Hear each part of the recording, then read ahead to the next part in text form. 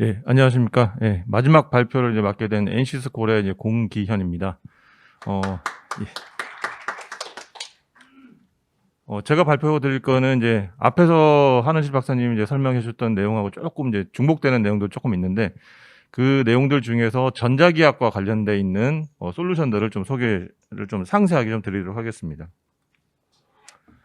제가 먼저 발표 드릴 내용들은 이 전자기기하고 관련돼 있는 것들이 저주파보다 이제 고주파가 됐을 때 좀 문제점들이 많이 발생하는 부분들이 많습니다.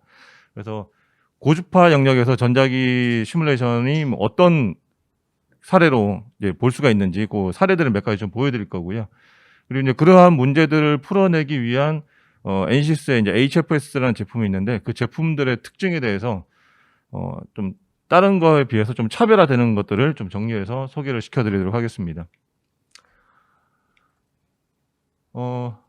일단은 항공기, 날아다니는 어떤 물체에 대해서 시뮬레이션을 하자면은 다음과 같은 한 5가지의 카테고리가 있을 수 있습니다.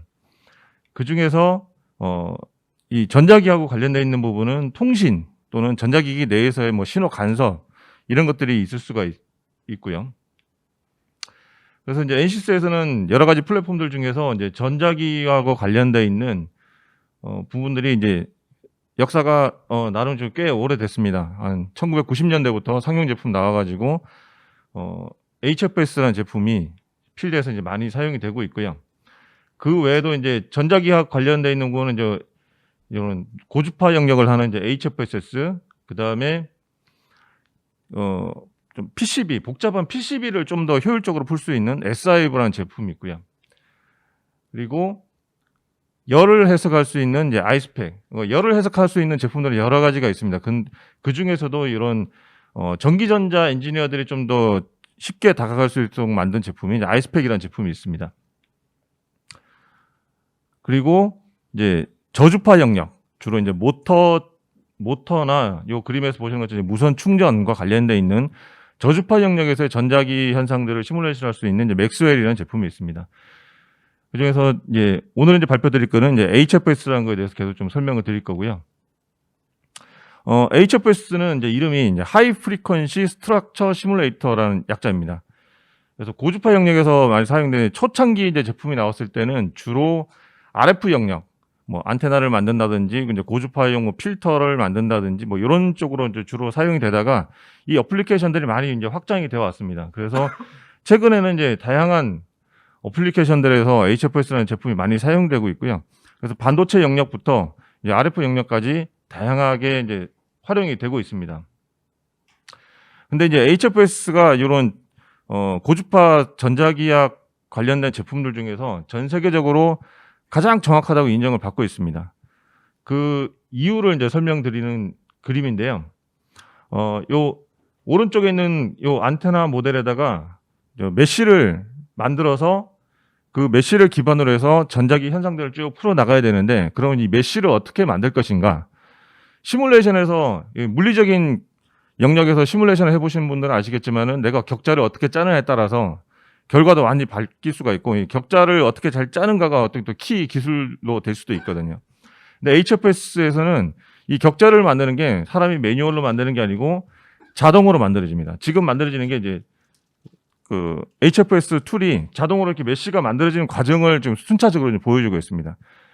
그래서 메쉬가 자동으로 쭉 생성이 되는데, 그 옆에 있는 오른쪽에 있는 그 그래프처럼 RF 특성들 중에서 이제 S 파라미터라는 게 있습니다. S 파라미터가 그 격자 조건에 따라서 계속 이제 변하게 될 거고요. 변화폭이 이제 줄어들면은 충분히 메쉬가 만들어졌구나 라고 스스로 판단을 하고 이제 그 다음 작업을 진행할 수 있게 이제 만들어져 있습니다.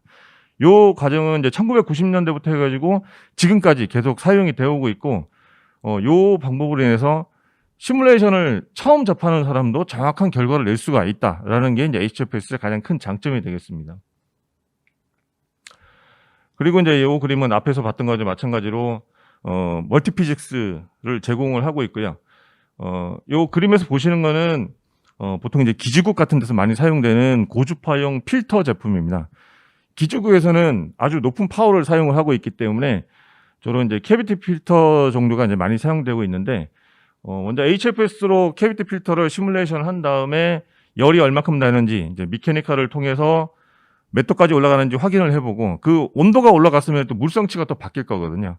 그 물성치에 맞춰서 다시 HFS로 시뮬레이션하고, 그 과정을 몇 번 이터레이션을 하다 보면은 한 번 시뮬레이션에 그 최종 여러 번 이터레이션을 통해서 최종 몇 도까지 올라갈 수 있다가 이제 확인이 될 수가 있습니다.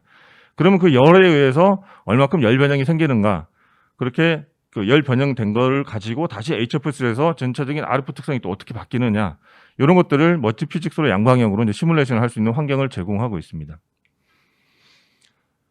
그리고 이제 HFS는 아까도 이제 말씀드린 것처럼 칩 레벨부터 도시 환경까지 다양한 영역들을 이제 시뮬레이션을 할 수가 있습니다. 이걸 하기 위해서는 한 개의 솔버로 이게 모든 걸 커버하기는 어렵고요. 뒤에서 소개시켜 드리겠지만 HFS 안에는 전자기학을 풀 수 있는 여러 가지 수치 해석 방법들이 다 포함되어 있고, 얘네들을 이제 복합적으로 이제 사용을 할 수가 있습니다. 그래서 칩 레벨부터 이런 큰 건물들까지 포함된 정기적으로 아주 큰 사이즈들까지 시뮬레이션을 다 할 수가 있습니다. 앞에서 이제 말씀드렸던 전자기학으로 할 수 있는 영역들 중에서 이제 통신하고 관련돼서 이제 통신의 가장 중요한 부분 중에 하나가 이제 안테나가 될 텐데, 안테나를 HFS를 가지고 안테나를 시뮬레이션 한다는 거는 오늘 이 자리에서는 별로 의미는 없을 것 같고요. 그건 안테나 업체에서 만들 거고, 만들어진 안테나를 내가 만들고 있는 UAM에다가 장착을 시켰을 때 원래 원하던 특성이 나오고 있는가, 안테나 인스톨레이션 문제가 아마 주가 될 것 같고요. 그래서 이 그림에서 보시면은 오른쪽 그림에 자동차의 이제 루프에다가 안테나를 달아놨을 때, 그 다음에 안쪽에 글래스 안쪽으로 이제 안테나를 달아놨을 때 어떻게 안테나에서 나오는 필드가 변하는지를 이제 확인을 해볼 수가 있습니다. 그래서 어느 위치에다가 안테나를 다는 게 최적의 위치인가, 이제 이런 것들을 이제 검토가 필요할 거고요. 그리고 이 왼쪽에 있는 그림 같은 경우에는 레이더 제품입니다. 레이더도 마찬가지로 뭐 레이더 제조사에서 만들어 가지고 올 텐데, 이제 그 레이더를 저기다 붙였을 때 얼마큼 특성을 가지는지, 실제 장착했을 때 퍼포먼스를 볼 때 이제 활용이 될 수가 있고요. 그리고 이제 도심 환경에서 이동을 하면서 기지국하고 이제 통신을 계속 하게 될 텐데, 그때 중요한 것 중에 하나가 이런 이제 프로파게이션 채널 모델이라는 게 있습니다. 요 프로파게이션 채널 모델들은 뭐 이 RF와 관련된 학회에서 보면은 이 프로파게이션만 관련해서 또 연구하시는 분들 별도로 있고, 수학적인 모델도 상당히 많이 만들어져 있습니다. 이거는 또 한국 지형에 맞는 거, 미국 지형에 맞는 거, 각 나라별로 독자적으로 계속 이런 연구는 계속 되고 있고요. 근데 이게 실제 실험하기가 상당히 어려운 부분이 많습니다. 그래서 시뮬레이션을 도입을 하게 되면은 저런 것도 이제 실제 필드 테스트하고 이제 비슷한 결과를 이 시뮬레이션을 통해서 이제 만들어 볼 수가 있고요. 그 다음에 또 하나가 이제 레이더. 최근에 이제 HFS 안에 이제 레이더를 시뮬레이션하는 기능들이 많이 강화가 됐습니다. 그래서 오른쪽에 있는 그림에서 실제 자동차가 움직이는 시나리오를 만들어서 시뮬레이션하고, HFS 안에서 그 결과로 이런 레인지 도플러 맵을 이제 확인하실 수가 있습니다. 그 다음에 이제 또 중요한 영역 중에 하나가 EMC 영역이 될 것 같습니다. 여러 그 전자기기들이 계속 복합적으로 많이 들어가 있기 때문에 서로 간에 간섭을 주고, 한쪽에서 나온 신호가 이쪽으로 들어오는 거, 또는 내가 만들어서 나온 게 또 딴 데 영향을 주고, 이런 뭐 EMC 카테고리가 여러 개가 있습니다. 그 카테고리들을 대부분 이 툴로 시뮬레이션을 할 수가 있습니다. 그래서 요 예로 지금 보여드리는 거는 자동차 안에서 외부에서 오는 신호가 자동차 안으로 들어왔을 때 내가 자동차 안에 있는 어떤 부품에 어떤 식의 이제 신호 레벨이 이제 치고 올라오는지 이제 확인하는 그림이 되겠고요. 거기에 대해서 그 실험 결과하고 시뮬레이션 결과를 비교한 그래프를 보여주고 있습니다. 그리고 옆에는 케이블 하네스입니다. 케이블이 또 무지하게 많이 들어갈 텐데, 그 케이블들이 서로 가깝게 붙여가지고 이게 하네스가 하다 보면 여러 개 케이블을 묶어서 이렇게 막 돌아다니다 보니까 그 케이블에서 누설된 신호들이 서로 영향을 줄 수가 있습니다. 그런 것들을 시뮬레이션을 통해서 얼마만큼의 간격을 유지를 하고 있을 때 안정적인 신호 레벨을 가져갈 수가 있는가, 이런 것들을 이제 시뮬레이션을 해볼 수가 있겠죠. 그리고 이제 요 사례는 일반적으로 이제 자동차에 요즘 다 스마트 키는 이제 기본적으로 사용을 하고 있으니까 하나의 시나리오로 사람이 스마트 키를 들고 있고 자동차 문을 열려고 이제 하려고 준비를 하고 있고 그 옆에 자동차는 아니지만은 어떤 기기하고 통신을 하기 위해서 리모트 컨트롤을 하나 들고 있습니다. 이 리모트 컨트롤이 스마트 키하고 동시에 동작을 했을 때 뭐 간섭이 없어야 되겠지만 간섭이 생길 수도 있거든요. 그러한 것들은 이제 하나의 시뮬레이션을 보고 있습니다.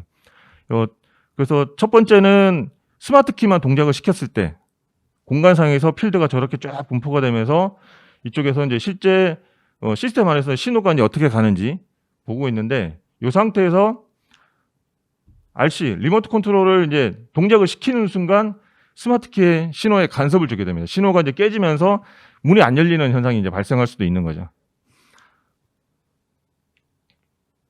그리고 또 하나가 이제 낙뢰와 관련된 시뮬레이션도 이런 이제 HFS를 가지고 이제 시뮬레이션을 할 수가 있고요.